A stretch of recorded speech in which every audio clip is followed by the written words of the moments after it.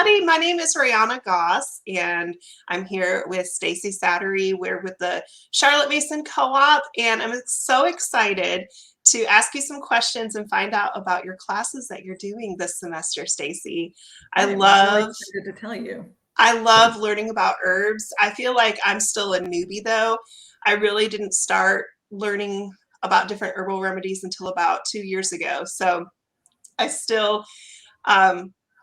I would say, though, that I feel like I no longer think of weeds as weeds. Yes, yes. Like I used to be like, oh, those weeds, but now I'm like, oh, I know that's chickweed, or I know that's dandelion, and I actually can use that. It's so exciting. You know, I forget that most people don't appreciate weeds. And so people will say, oh, do you have a garden? And I'll say something like, oh, yeah, but I just grow weeds. And then they laugh, and I'm like, oh, they think that I'm just accidentally growing weeds. I'm like, no, I actually planted those weeds. Like those are the ones I want in my garden. So, you know, every time my husband goes out to spray in the front, I'm like, don't kill the weeds. And he's like, I have to kill the weeds because they're taking over the grass. And I'm like, he's like, you're so weird. What? Nobody wants to keep the weeds alive. I do. I want to keep the weeds alive. Exactly.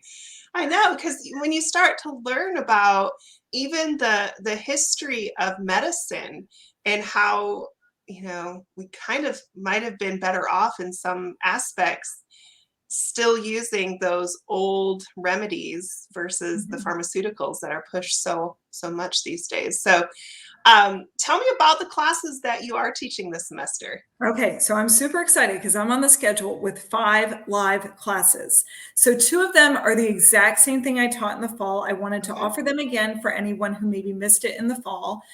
There will be the backyard herbs class. And so we're covering very common, all the things that are going to pop up this spring. You know, when we covered them in the fall semester, my students were, you know, kind of disappointed, like, we're not seeing any of those. And they weren't, because they're really spring plants. So nettles and chickweed, cleavers, dandelion, those kind of things, they're all going to be popping up right now. And so I wanted to teach it again in case anybody missed it.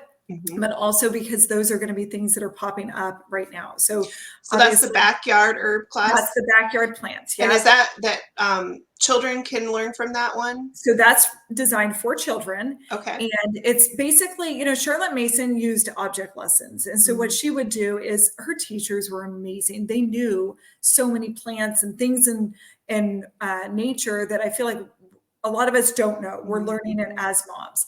And so the idea of an object lesson was she would take the kids on a walk, or the teacher would, and as they're walking, there would be something, and the teacher would say, oh, aha, like this is what we're going to study. So let's observe this. And, you know, the teacher never came out and said, this is this plant, and look at these things. You know, there was no lecture. It was an object lesson. It was, what do you notice about this plant?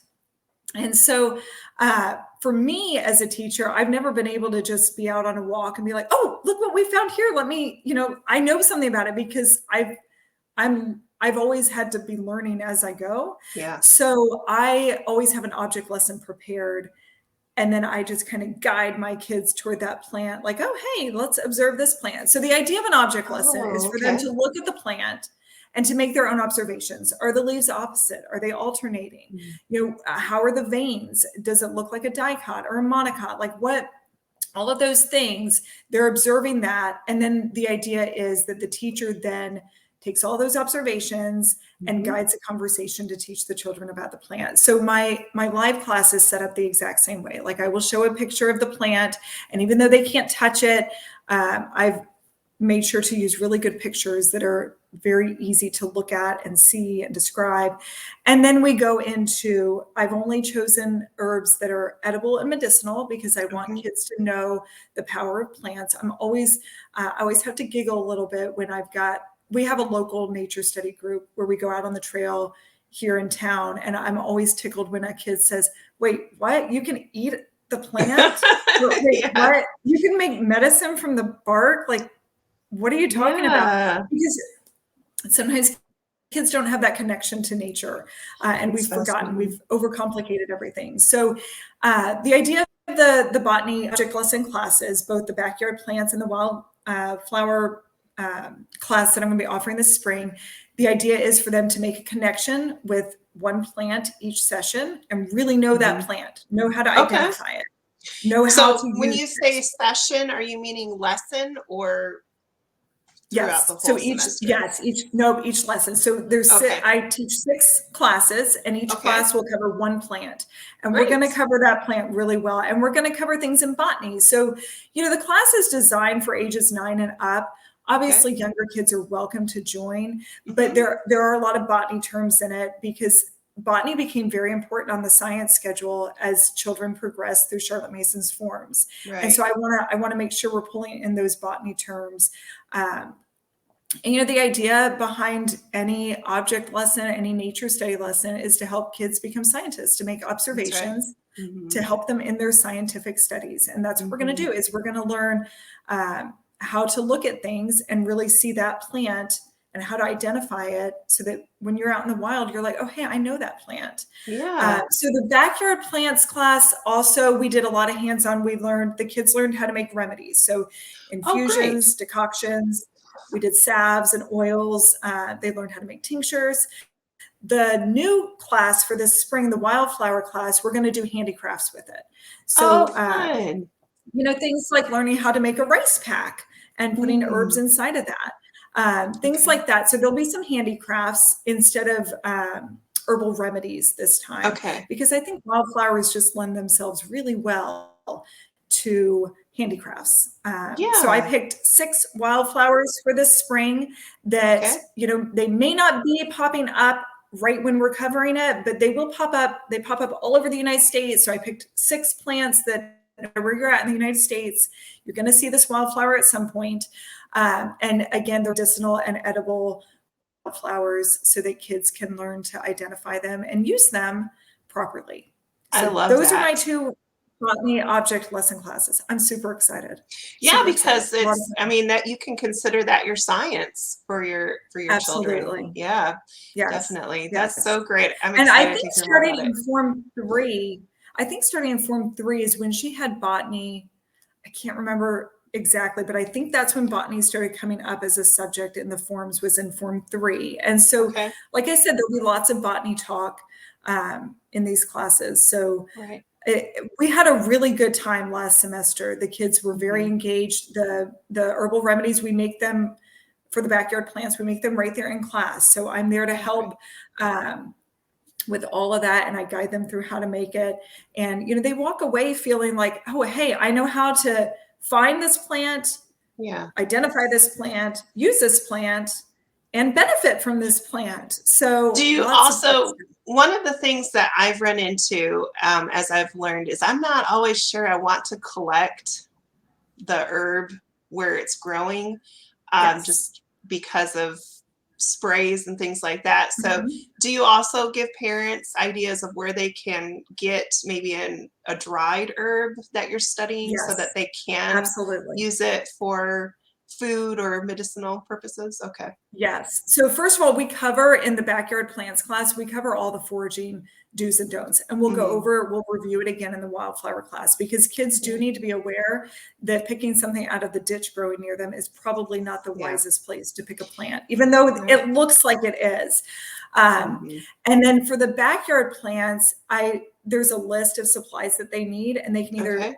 order those from me, or I give suggested other places like Mountain Rose Herbs. Obviously, if you Okay. have local farms near you that grow some of these things, those are the best places to get them, Okay. because they're fresh. But Mountain Rose Yeah. Herbs is amazing. So I will definitely help anybody who needs help getting their hands on supplies to make sure that we have everything so that they can make what they need. And That is last great. semester, I feel like a lot of the moms were like, "Oh, we actually already have some of those dried herbs in our cabinet. We just have never used them." And so it was Mm. fun to be able to show them really Yeah. simple ways to use those herbs. I love that. A Oh, lot of that's fun. exciting. And we also went into the history and the folklore that goes behind it, because it's fascinating to see, like, um, Germany used nettle to dye their uniforms. Oh, And wow. it's so fascinating to know that these plants weren't just people were using them for lots of things Yeah. before herbalism became a thing again. Okay. They've always been used throughout time. So we go over all the historical and the folkloric things that herbs have been used for. That's great. The herbs that we're studying. Yeah. So. Well, even though you said that this class is maybe geared to more ages 9 and up, if a parent doesn't have a child that old yet and they are really interested, I bet that younger children can definitely glean from it, and then parents could use some of the information that you're teaching for themselves. Absolutely. Yeah, I agree. And I feel like, if you want to bring younger kids, it would be nice for the parents to be there, just especially to help with the remedy making, but also to make it more of a family study so that when you're out in nature, because I do find that the younger the student is, the more enthusiastic they tend to be, but that enthusiasm sometimes leads to misidentification. And so the older kids, they're really good at listening. And they understand, like, unless it has all of these qualities, it's not that plant. And the younger kids, they tend to be like, oh, look, it has that shaped leaf. It must be that plant. And it's that plant. So it's good to have a parent sit in and be present if the kids are younger. Good. Yes. I love that. And speaking of older children too, you have a class specifically for older girls this semester, don't you? This time I do. I'm Tell me about that. Excited. Yeah. Okay, so this semester we're going to do a class. It's called the Art of Artemis. Artemis was the goddess and protector of young maidens. And so we're going to cover everything that emerging young women. So this is open for any young girl who has either already started their moon time or maybe has entered puberty and hasn't had a moon cycle yet.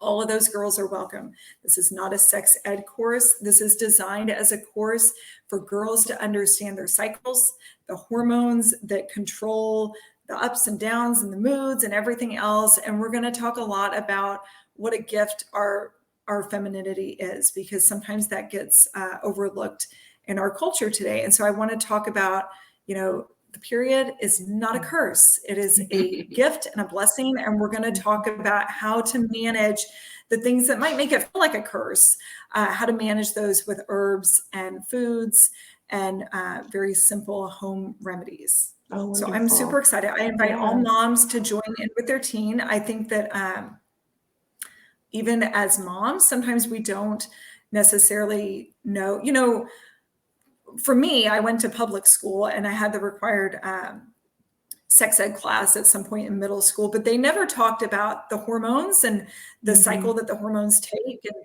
how foods affect that. And, there are things that I didn't know until I was grown. And so I feel like it's never too late to learn these things as women. And so moms are definitely encouraged to hang out. We're going to talk a lot about things that teens run into, though, like acne and mood swings, cravings, cramps, heavy bleeding, things like that. We're going to talk about all those things. So it's definitely designed for teenage girls, but moms, I feel like they can glean a lot. And I think it does make a good bonding experience to have a mom and a daughter together on this journey. So, and this class will be recorded for the future? Because the class will be recorded.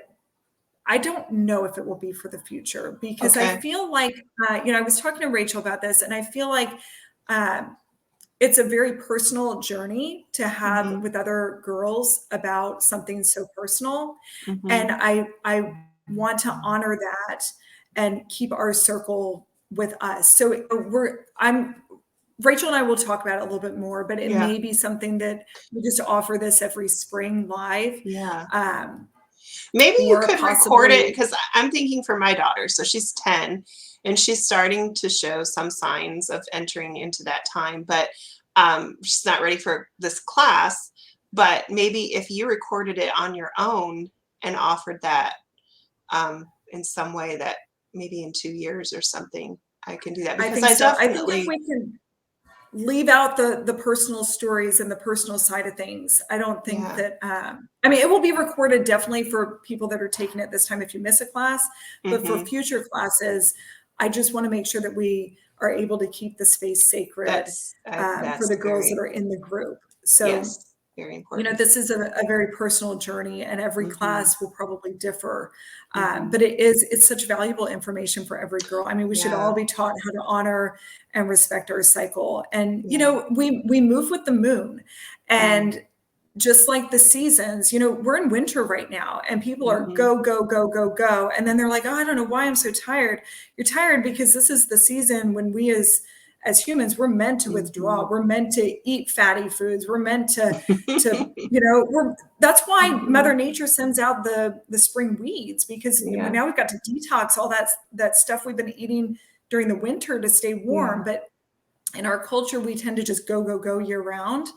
And with young girls, they need to learn how to respect the cycle. We're more creative during our moon time, and we should respect that. Yeah. There are certain parts of our cycle where we're more introspective, we're more social, and there's nothing wrong with feeling not social, because it's usually hormones that are dictating that. And I want girls to know that's normal. That's not, you're not crazy. That's normal. That's what we're designed to do. So I love that. To go along with that one, I decided to do a Mom's Herbal Allies for Health class. Great. Kind of goes along with it, but it'll be separate for the moms, because I got to thinking, like, the teen class is great for menstrual difficulties, but I wanted to talk a little bit about things like childbirth and fertility with the moms. I got Rachel to agree to let me do a class on aphrodisiacs for the moms, because we forget that we're more than moms, we're women. So there are things that I feel like women can benefit from being reminded that we're not just these robotic moms. We are passionate women, and we should be fed in that regard as well. So the moms class will cover some of the same things that the teens class will, but it's going to cover a lot more woman issues. So we'll also get into perimenopause, menopause, childbirth, nursing, and how to use herbs through all of those different phases, because a lot of times we just plug right through our cycle, never thinking about, the herbs that we can be using, the foods, the sleep that we might need, things like that. So I'm very excited to offer that. And then the fifth class I'm offering is the same one I offered last time for moms only. And it's the Intentional Health with Garden Herbs. And the whole purpose of that class is to introduce you to the energetics of herbs. So number one thing I hear as an herbalist is people will say, oh yeah, I tried herbs. They don't work. They didn't work. I tried turmeric for pain and it didn't hurt. It didn't work. Or, I was really nauseated and I took mint and nothing happened. I just felt worse.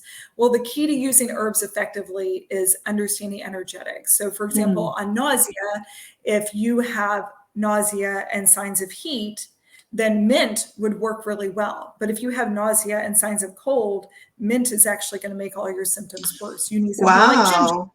Yeah. So the idea is that when you understand both your own energetics, you understand the energetics of an imbalance, and finally you understand the energetics of a plant, you can match those so that you can bring the scale back to balance. So the idea is that we're reaching for homeostasis. We want to be balanced. And typically we become out of balance for whatever reason. Maybe it's, emotional, maybe it's stress, maybe it's what we're eating. We tip the scale, and if we're not taking the right herbs, all we're doing is tipping the scale even further. So we want the right herbs to bring it back into balance. And so that's the idea of that class. It's a very basic, before you take any other herbs kind of class, you should understand the energetics of herbs.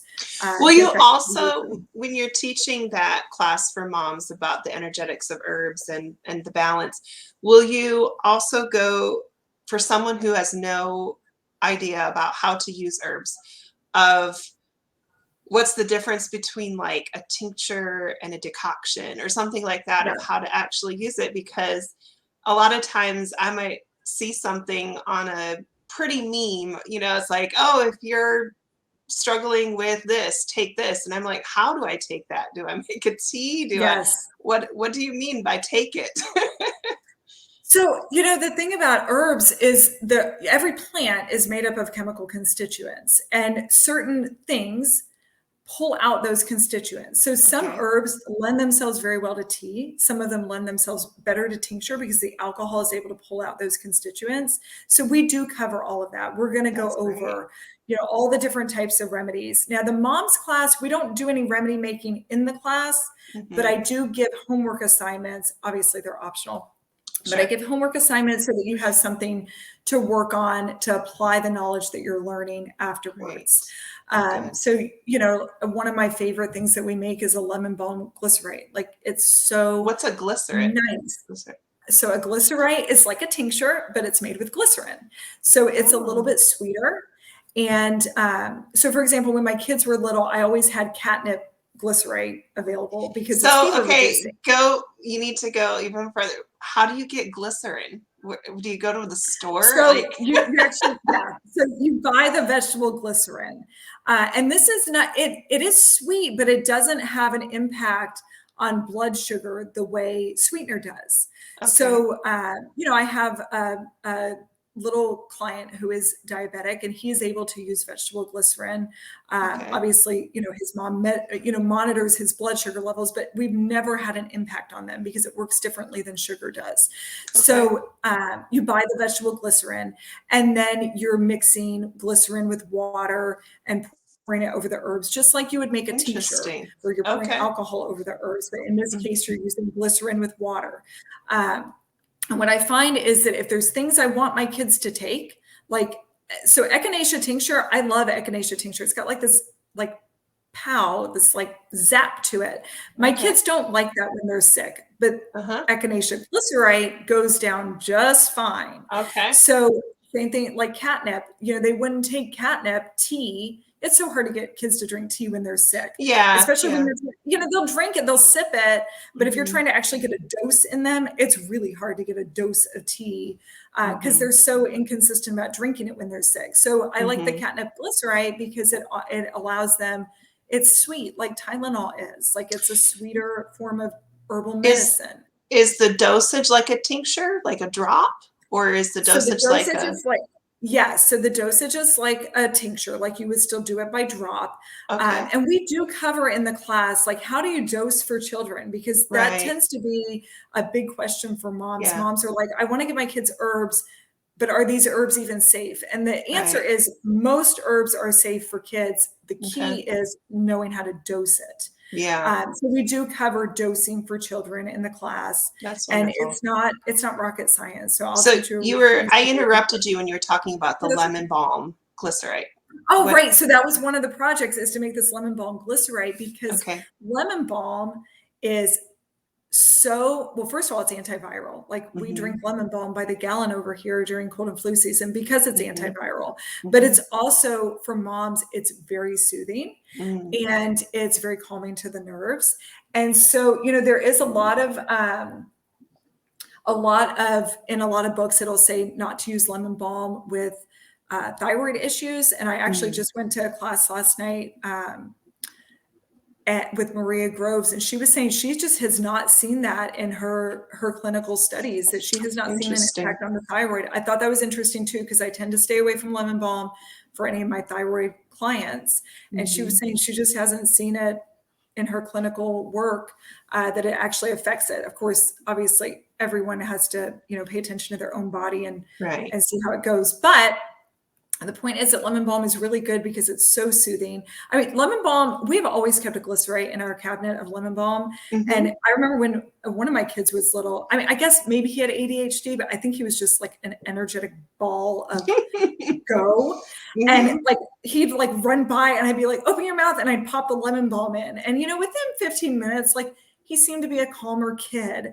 And I totally attribute it to the lemon balm. And you probably have read about lemon balm. Oh, yeah. With the earth berries. Yeah. Yes, I grow it in my garden outside. Yeah. It grows so nicely because it's a mint. Yeah. And so it really grows. It's so easy to grow. So good. Oh, it smells so good. And it makes such a good tea. And actually making the glycerite with the fresh lemon balm.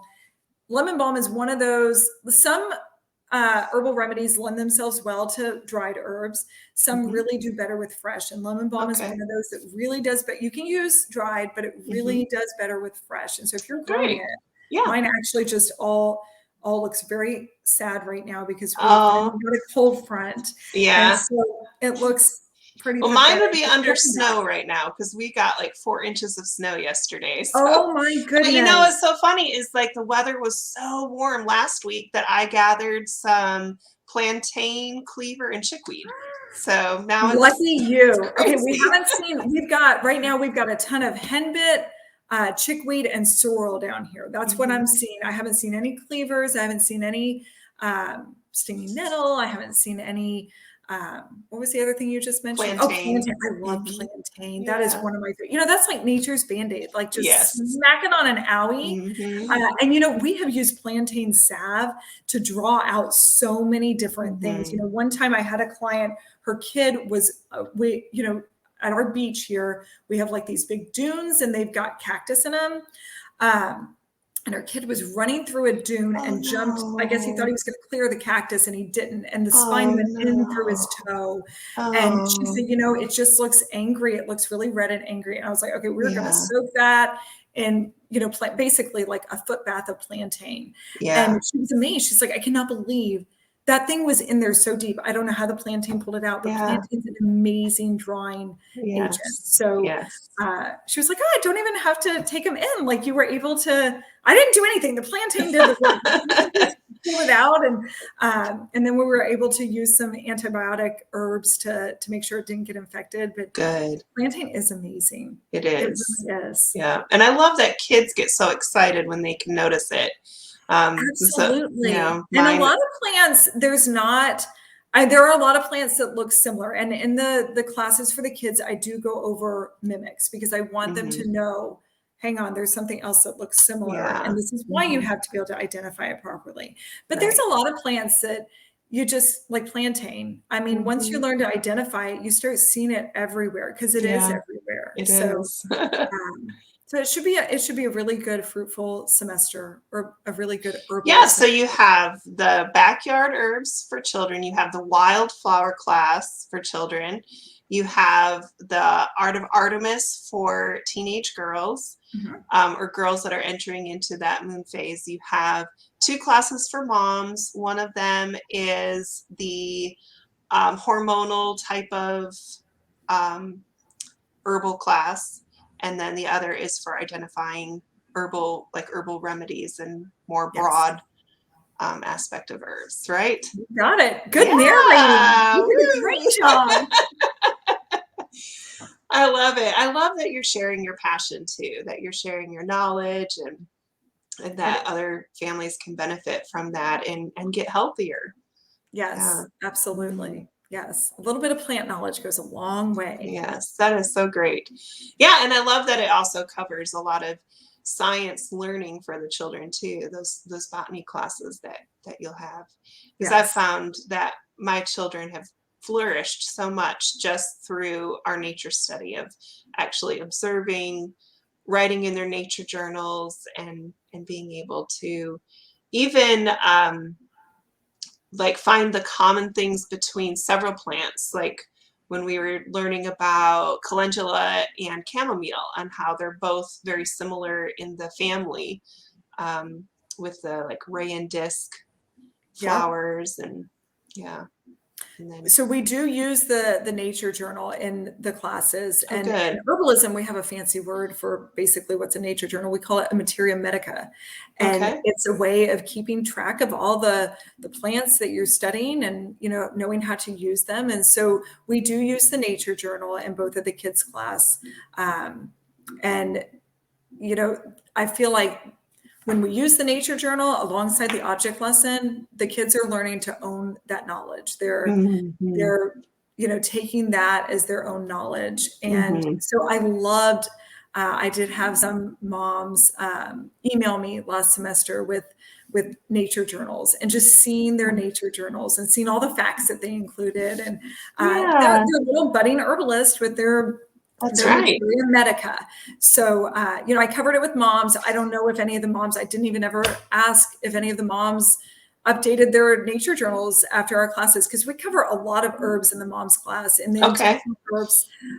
And, you know, I stuck to herbs in that class that are readily available, either in the Okay. garden or, at your nursery. Like I tried to make it so that I wasn't talking about exotic, like where do you even get that? I wanted it to Right. be things like thyme and sage and things that they are able to access. So we cover a lot of herbs in that class.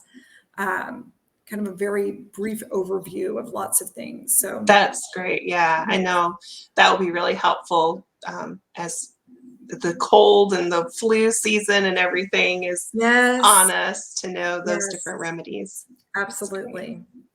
Brianna, thank you so much. Thank you, Stacie, for sharing all of your knowledge with us. And I saw Rachel has commented on all of those links so people can go and read about the classes and sign up. And I wish you a wonderful semester at the Charlotte Mason Co-op, Stacie. Thank you so much. Thank you. All right, we'll see you next time.